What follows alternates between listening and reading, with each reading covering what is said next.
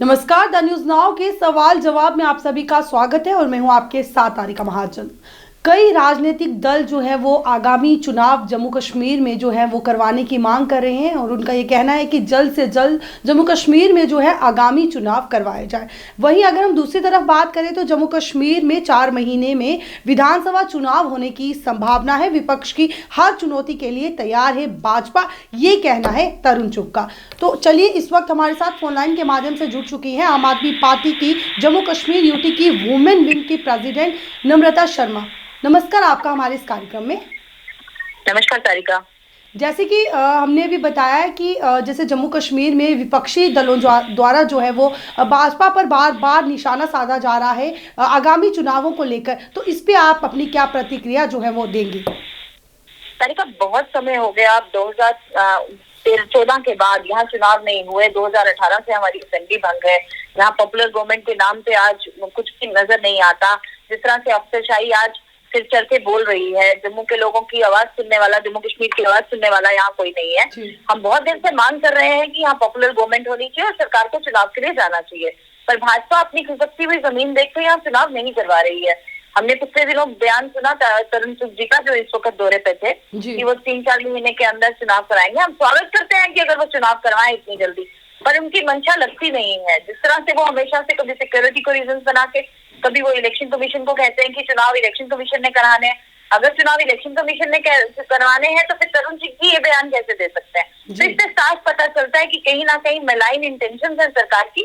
और हम इससे पहले होम मिनिस्टर, जो गृह मंत्री हैं हमारे अमित शाह जी, उन्होंने भी on the floor of house parliament में कहा था कि बहुत जल्द चुनाव हो जाएंगे जम्मू कश्मीर के अंदर, और वो बहुत जल्द था 2021 में। 2022 भी निकल रहा है, 2023 में अगर ये चुनाव करवाते हैं तो बहुत अच्छा रहेगा। नहीं तो 2024 में जब भाजपा केंद्र से ही गायब हो जाएगी तो चुनाव तो अल्टीमेटली होने ही है, वो तो आगे तय ही है, निश्चित है। लेकिन अभी जिस तरह से हम देख रहे हैं, जिस तरह से भाजपा की जो नीति है सफेद झूठ बोलने की, अभी हम यकीन नहीं कर सकते जब तक कि एक नोटिफिकेशन जारी नहीं होता, क्योंकि अभी तक तो जो डिलिमिटेशन की प्रक्रिया है वो भी जिस तरह से वोटर लिस्ट बननी थी वो भी समाप्त नहीं हुई है। बहुत सारी उसमें भी गड़बड़े नजर आई हैं। जी, तरुण चुग ने यह भी कहा है कि जम्मू कश्मीर के युवा नेता पीडीपी और कांग्रेस के जो पाखंडी दृष्टिकोण यानी अप्रोच को जो है वो जान चुके हैं और जम्मू कश्मीर में भाजपा के कदम से ही उनका जो उचित अधिकार है उन्हें दिया जा रहा है, जो डेमोक्रेसी यानी लोकतंत्र के अभाव में दबे हुए थे अब तक। तो इस पर आप क्या कहेंगे? देखिए, 2014 में जम्मू कश्मीर के लोगों ने देखा कि किस तरह भाजपा बाप बेटे की सरकार, बाप बेटी की सरकार करके यहाँ पे 25 सीटें उन्होंने हासिल की। आज जनता बहुत जागरूक है और बहुत जानती है कि भाजपा सिर्फ अपोजिशन को निशाना बनाना जानती है और समय आने पे वो किस तरह से किसी भी तरह कॉम्प्रोमाइज कर सकती है अपने सिद्धांतों पे। भाजपा पे आज जो यकीन था, स्पेशली युवा की बात करने का तो हक ही भाजपा खो चुकी है।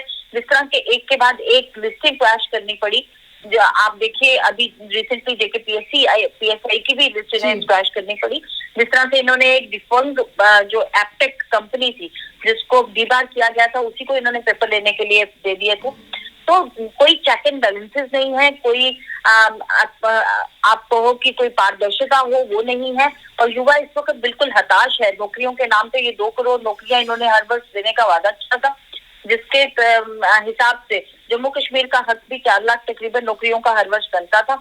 उसके नाम पे जिस तरह से इन्होंने युवा को ठगा है, आज युवा बहुत ठगा हुआ महसूस करता है। ये युवा की बात करने का हक भाजपा बहुत देर पहले ही खो चुकी है। जी, तरुण चुग ने यह भी कहा है कि जो जम्मू कश्मीर के युवा हैं अब वो जो अपनी है सही दिशा पर यात्रा कर चुके हैं, यानी अब वह आईएएस, डॉक्टर, इंजीनियर, होटलियर, उद्योगपति जो है वो बन रहे हैं और प्रदेश के युवा जिन पत्थरों का हिंसा यानी जो वायलेंस के लिए इस्तेमाल करते हैं। आप इनसे पूछिए तारिका जी, आप मीडिया के चौथे पहरी हैं, आप समाज के बहुत इंपॉर्टेंट रोल है मीडिया का आज के समाज के अंदर।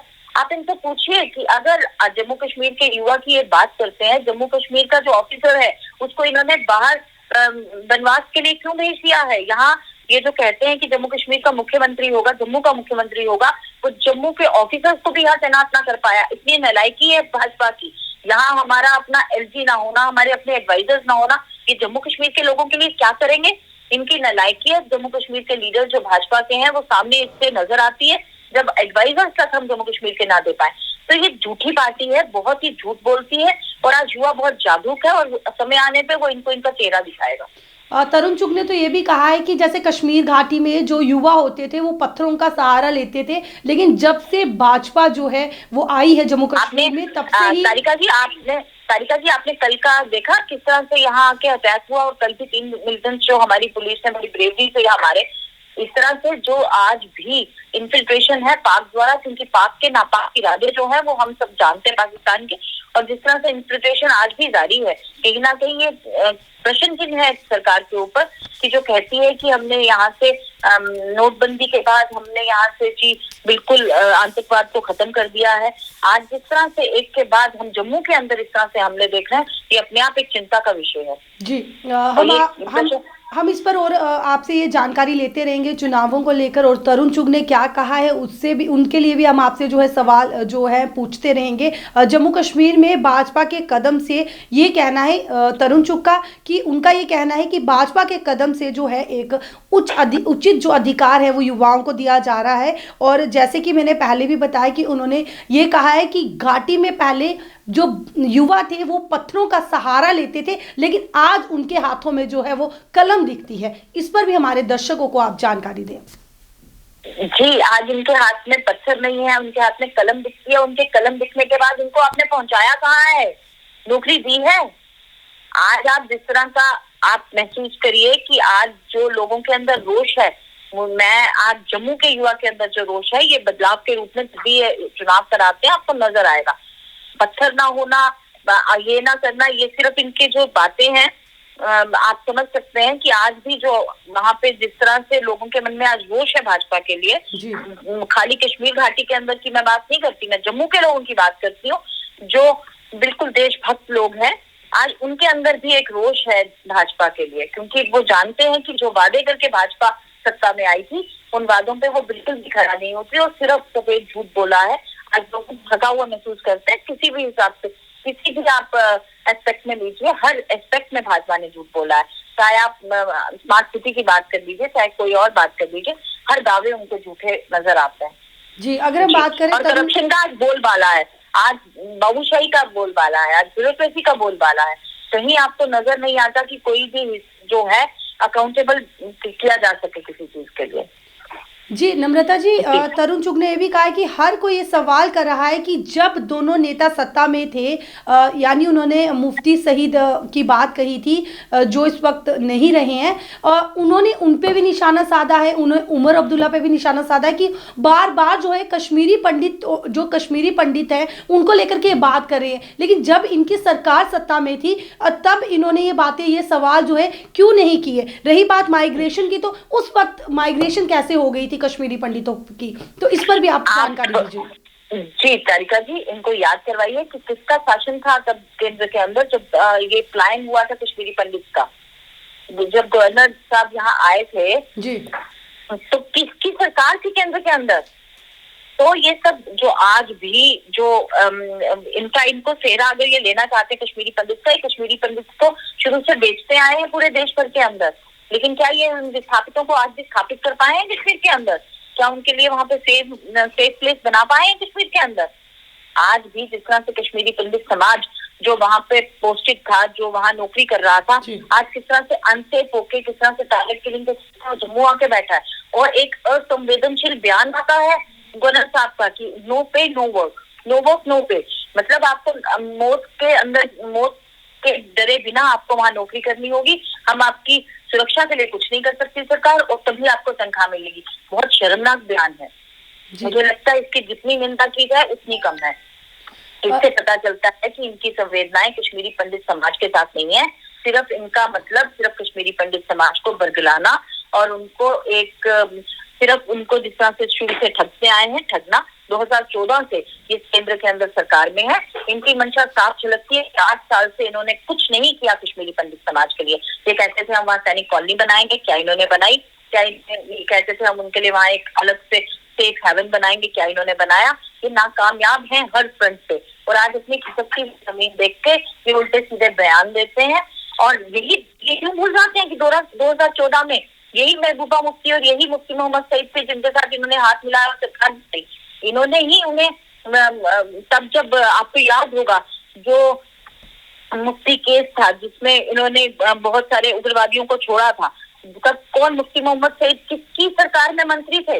इनको जवाबदेही जब मांगो, इनसे पूछो। ये बहुत छटपटाते हैं पर सच्चाई को झुठलाया नहीं जा सकता।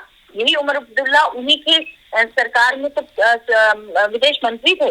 तो जवाबदेही भाजपा की बनती है और केवल भाजपा की बनती है, और सवाल सरकार से ही पूछा जाता है। जब इनसे पूछो, इनके पास जवाब देने के लिए कुछ नहीं है, सिर्फ छटपटाना आता है। नम्रता जी, एक आखिरी सवाल। तरुण चुग ने यह भी कहा कि जो आगामी चुनाव होंगे जम्मू कश्मीर में, उसके लिए हमारी जो पार्टी है हम वो तैयार हैं, और विपक्ष की हर चुनौती के लिए वो तैयार है। और उन्होंने ये भी कहा है कि दशकों से चली आ रही वंशवादी राजनीति द्वारा जो हिंसा और रक्तपात से लोग जो है अब वो तंग आ चुके हैं। आगामी 3 से 4 महीनों के अंदर ही जम्मू कश्मीर में विधानसभा चुनाव होने की संभावना है। इस पर आप क्या कहेंगे? देखिए, जिस तरह से भाजपा का डब्बा गुल हुआ है दिल्ली के अंदर, हिमाचल के अंदर, और जिस तरह से आज भाजपा अपने अपना दायरा सिमटता हुआ नजर आ रहा है, ये उल्टे सीधे बयान तरुण चुग जी के, बाकी सबके आते रहेंगे। इनसे आप प्रश्न पूछिए कि आप चुनाव कब करवाने जा रहे हैं, तब इनके पास कोई जवाब नहीं है। इनको खुद समझ आ रहा है कि चुनाव से क्यों घबरा रहे हैं, ये आप भी समझते हैं, क्योंकि इन्हें नजर आ रहा है कि इनके जो नालायक यहाँ के मंत्री थे, नालायक जो इनके लीडर्स थे जम्मू कश्मीर के, उन्होंने जम्मू कश्मीर के लोगों को सिर्फ ठगा है। जो भी वादे उनसे किए थे, कोई भी वादे पे वो खरे नहीं उतरे हैं। लेकिन मुझे कहीं ना कहीं उनकी भी हताशा नजर आती है जब उनकी भी कोई सुनता नहीं। साफ आपने देखा किस तरह से नजर आया कि गवर्नर साहब को जितेंद्र सिंह जी ने कहा कि आपका बयान बड़ा असंवेदनशील था, और गवर्नर साहब भी केंद्र द्वारा भेजे गए हैं, बीजेपी के ही वो एमपी रहे हैं। तो कहीं ना कहीं उनमें जो एक फटाव नजर आया है इस बयान के बाद, तो सामने दिखता है। तो ये इनकी अपनी लड़ाई ही खत्म नहीं हो रही है, जम्मू कश्मीर के लोगों को क्या देंगे। तमाम जानकारी के लिए बहुत बहुत शुक्रिया। तो ये थी हमारे साथ आम आदमी पार्टी की जम्मू कश्मीर यूटी की वुमेन प्रेसिडेंट नम्रता शर्मा, जिन्होंने हमारे सवालों का जवाब बड़ी बेबाकी से दिया। तो चलिए अगली बार फिर किसी नए गेस्ट के साथ, किसी नए मुद्दे के साथ आपके सामने फिर हाजिर होंगे। तब तक के लिए मुझे तारिका महाजन को और द न्यूज़ नाउ की पूरी टीम को दीजिए इजाजत। आप देखते रहे द न्यूज़ नाउ। नमस्कार।